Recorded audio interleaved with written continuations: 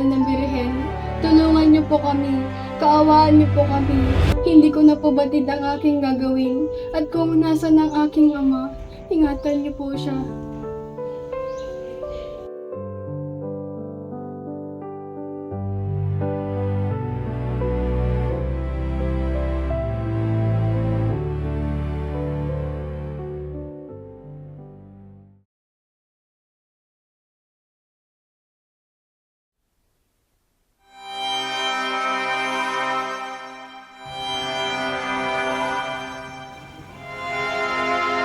Pagdating ng panahon ako'y maging doktor at tayo may kasal, ang bukiring ito hindi nakakailanganin ng iyong ama.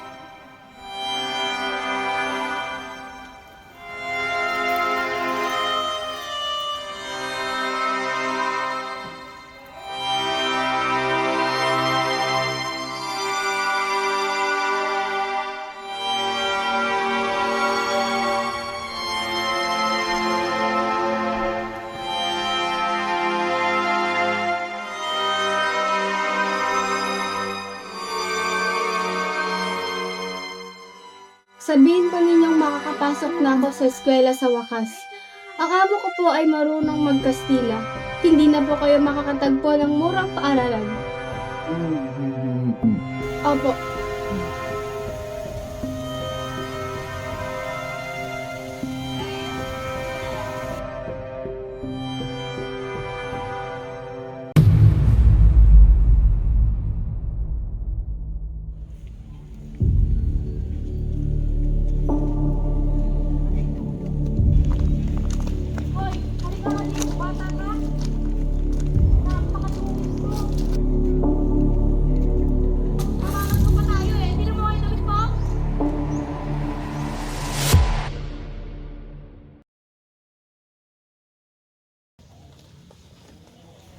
Anak, ipakita mo nga sa kanilang iyong talento. Ngunit ako po'y nahihiyain na. Hindi ka susunod o matatamaan ka sa akin.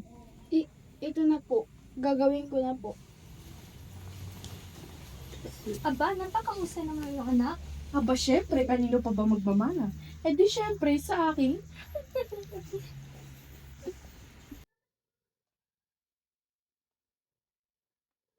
Maligayang Pasko, Tandang Selo.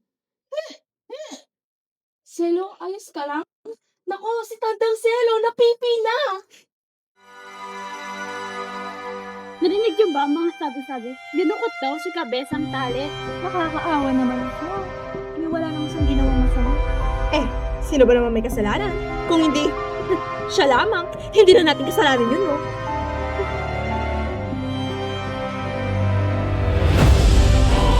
Ito ba ang hustisya ng Espanya?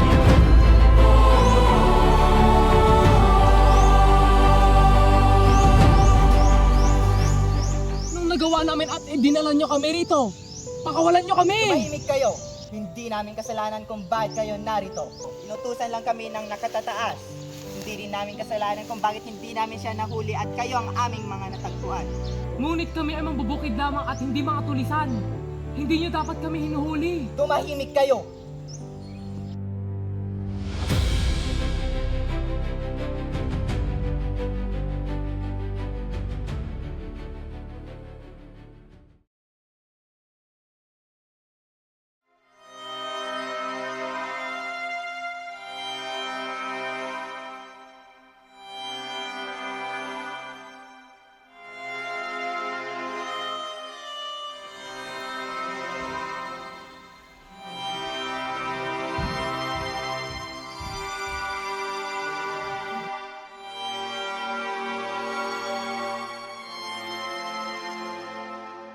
Tignan mo ang sinapit sa iyong ama.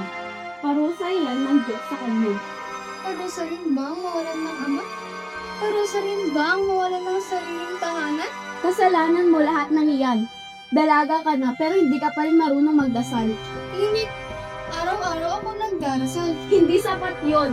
Malaki ka na, pwede ka na mag-asawa, pero hindi ka pa rin banal na dalaga? Oh, basahin mo yan ng paulit-ulit. Po? Ngunit uuwi ako sa akin ninyo. Hindi, dito ka lang. Sumama ka sa akin bukas sa konbento.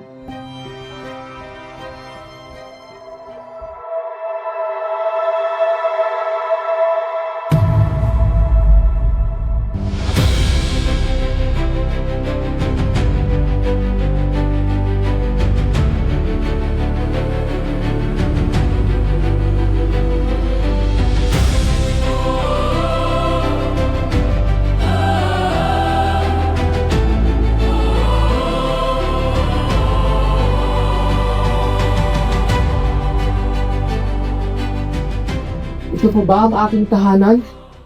O guho na lang ang aking pinaghirapan? Ama, ako'y nagbalik na. Ama, ako ito, ang iyong anak. Ba't ganyan po ang tingin niya sa akin? At hindi po kayo nagsasalita? Ama, pati rin ba ang iyong tinig ay kinuha na ng dalamhati? Ama!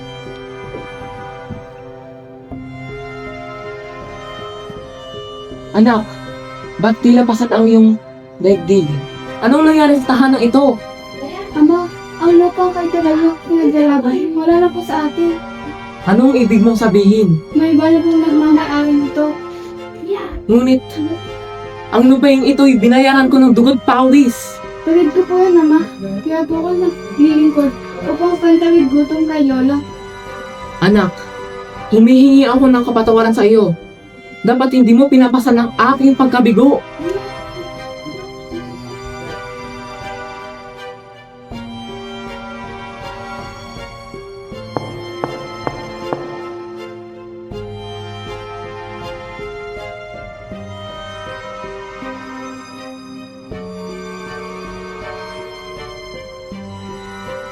Sa utos ng tribunal, ilalabas ninyo ang mga gamit sa bahay na ito at lilisanin sa loob ng 3 araw.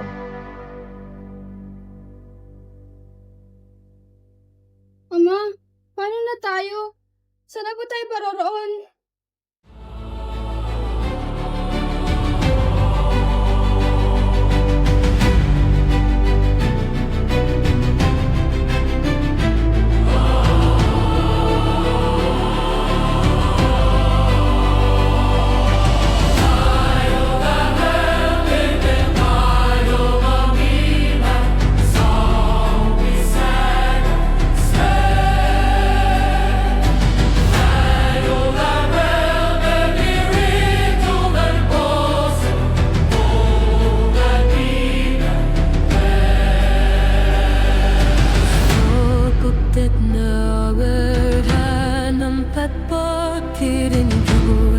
Så que di